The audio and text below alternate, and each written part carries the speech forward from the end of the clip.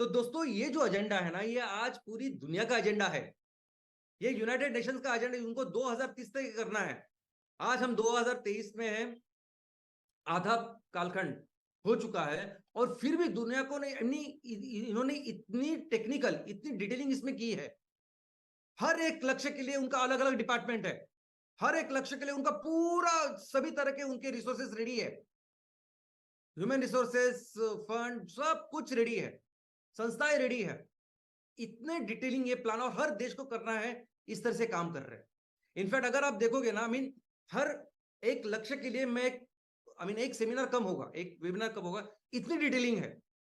यानी अगर हम लोग बात कर रहे हैं कि सिर्फ पहले गरीबी निर्मूलन का, तो उसमें एक के अंदर 1.1, 1.2, 1.3, 1.1 का भी ए बी सी ऐसा सब कुछ डिटेलिंग है।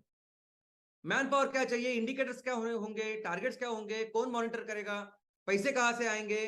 और अभी आप देखिए, आप पढ़ाई भी कीजिए, आज आज जाके पढ़ाई कीजिए आप, कि अगर गरीबी हटानी है तो नंबर वन उन्होंने देखा है कि सेल्फ हेल्प ग्रुप्स है, उनके माध्यम से ही होगा। ये ऐसा लिखा है उन्होंने, 63% वो कॉन्ट्रीब्यूट करेंगे, और बाकी छोटे छोटे जो बैंक है, इंस्टीट्यूशन, माइक्रो, वो 37%। यही तरीका है। और हम अगर कह रहे हैं कि 5E में सेल्फ हेल्प ग्रुप ही उनको आगे कर रहा है, और उनके माध्यम से हम लोग ये काम करेंगे, तो ये वही तो कर रहे हैं हम लोग। और बाकी सब कुछ रेडी है, फाइनेंशियल इंक्लूजन के पूरी तरह से रेडी है। अभी दूसरा लक्ष्य कि फूड सिक्योरिटी कैसे है, तो पूरा फोकस उनका है एग्रीकल्चर के ऊपर, क्या करना चाहिए, कैसे करना चाहिए, वो है उनके प्लान्स। अगर तीन हेल्थ के लिए कुछ है, तो हेल्थ के लिए भी क्या करना चाहिए उन्होंने करके दिखाया। इनफैक्ट उनके हर एक लक्ष्य के लिए उनके टारगेट्स है, उनके इंडिकेटर्स है, डिटेल में है। यानी बहुत दिन तक हम लोग ये ले सकते सेशंस, इतने हैं। यानी अगर उसका पहला इंडिकेटर, अगर 2030 तक अगर इरेडिकेट करनी है पॉवर्टी, तो पहला क्या उनका इंडिकेटर, कि हमें यह देखना पड़ेगा कि 2030 तक कितने लोग दारिद्र्य रेखा से ऊपर आए। तो ऐसे बहुत सारी डिटेलिंग है। ग्लोबल ऑर्गेनाइजेशन उनके हर एक लक्ष्य के लिए अलग अलग ऑर्गेनाइजेशन है जो ग्लोबली काम करती है। अभी इसमें देखोगे आप, दरिद्र निर्मूलन में इसमें कितने सारे ऑर्गेनाइजेशन है जो उनके साथ काम करते हैं इंटरनेशनली। अभी नंबर वन उस पर है ऑक्सफैम। अभी ऑक्सफैम है वही है कि जिन्होंने हमको बताया कि 1% लोगों के पास इतनी वेल्थ है।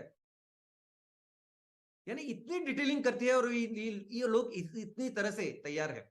और स्पेसिफिक, यानी हर एक विषय के लिए उनका स्पेसिफिक संगठन है। आरोग्य विषय जितने भी उनके लक्ष्य है, उसके लिए वर्ल्ड हेल्थ ऑर्गेनाइजेशन।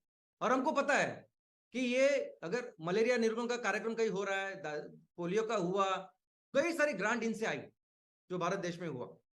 तो इस तरह से हर एक लक्ष्य के लिए लोग है, डिपार्टमेंट है, डिटेलिंग है। लेकिन इससे भी आगे और कुछ है।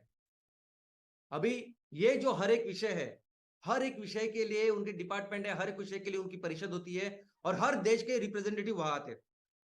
लेकिन एक ऐसा विषय है जो इस ना 2000 के मिनिमम डेवलपमेंट गोल्स में शामिल है, ना अभी जो चल रहा है उसमें सस्टेनेबल गोल्स में शामिल है।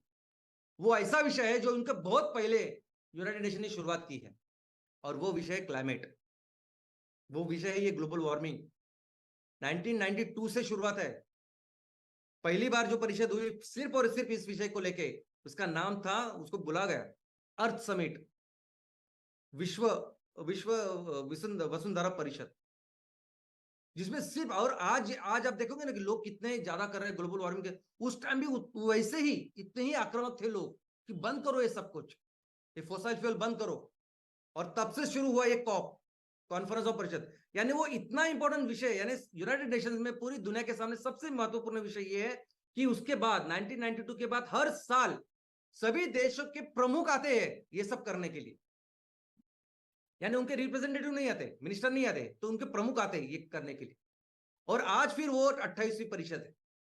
और इस परिषद में हमारे भी जो प्रमुख है, हमारे माननीय पंतप्रधान जी वहां गए थे। तो ये इतना इंपॉर्टेंट विषय जिसमें चर्चा होती है, जिसमें एक ही फोकस है पूरी दुनिया का और इस परिषद का, कि कंप्लीटली एलिमिनेशन इस फॉसिल फ्यूल का बंद होना चाहिए, बंद, कंप्लीट एलिमिनेशन है। और क्लीन एनर्जी ही आनी चाहिए, इसके ऊपर सब लोग काम कर रहे हैं।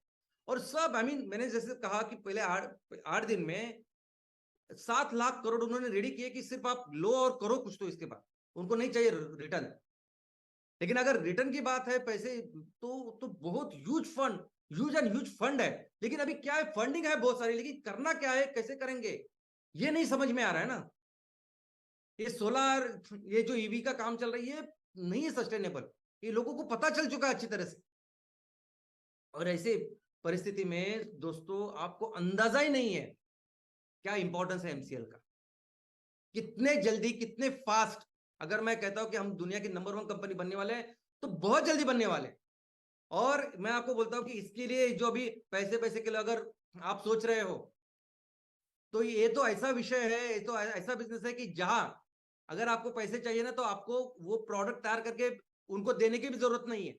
आप अपने तहसील में, अपने गांव में अगर पिलेट्स तैयार कर रहे हो, कोल तैयार कर रहे हो और वही बेच रहे हो आप और पैसा कमा रहे हैं, बस इसके लिए वो लोग पैसे देते हैं आपको।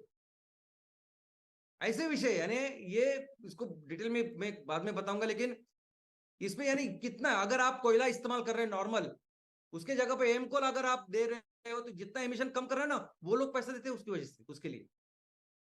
इनफैक्ट कई सारी ऐसी कंपनियां हैं जो कंपनियां ने, जैसे अभी कोई स्टील की कंपनी है या कोई वाहन निर्मित में गाड़ी, जैसे टोयोटा है, होंडा है, ये सब गाड़ियां अगर 25 साल से गाड़ियां बना रही है, 50 साल से बना रही है, उन्होंने इतना एमिशन किया ही है, और उनके ऊपर पेनल्टी है यूनाइटेड नेशंस की, आपको कंपलसरी ये एमिशन कम करने वाले जगह पे आपको इन्वेस्ट करना होगा।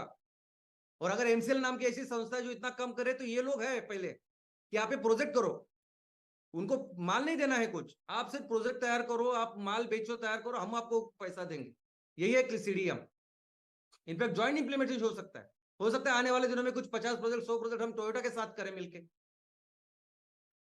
और इसमें सर्टिफिकेशन मिलते हैं प्रॉपर। आप अगर एक काम कर रहे हैं तो कितना होगा, कितना कम होगा, इसके प्रॉपर सर्टिफिकेशन होते हैं, जो सीआर कहते हैं, इसके यूनिट्स होते हैं, कि अगर आप एमकोल का उपयोग इस्तेमाल कर रहे हैं, एमसीएस का इस्तेमाल कर रहे हैं, तो कितना इमिशंस आप कम कर रहे हैं, ये सब उसमें पढ़ाई होती है, एकदम डिटेलिंग है इसमें। कार्बन क्रेडिट जनरेट होते हैं, यानी आप जो फोसाइल फ्यूल उसका इस्तेमाल रोक रहे हो तो बात है, लेकिन जो कार्बन डाइऑक्साइड है हवा में, उसको कैसे कम कर रहे हो, और उसको कम करने का उसको एब्जॉर्व करने का तरीका सिर्फ है वनस्पति। और वो वनस्पति जो सबसे फास्ट ग्रो करते हैं, सबसे ज्यादा ग्रो करते हैं, उसको ज्यादा कार्बन डाइऑक्साइड चाहिए। वनस्पति के लिए तो खाना है कार्बन डाइऑक्साइड, और अगर हमारा नेपियर घास इतने फास्ट ग्रो कर रहा है, थोड़े से जगह पे इतना सब कुछ आ रहा है, इसका मतलब ज्यादा कार्बन डाइऑक्साइड खा रहे हो। यानी जो पैसे जो हमें मिलने हैं, वो आपके हमारे नेपियर ग्रास के वाई से चालू होंगे, जो हम लोग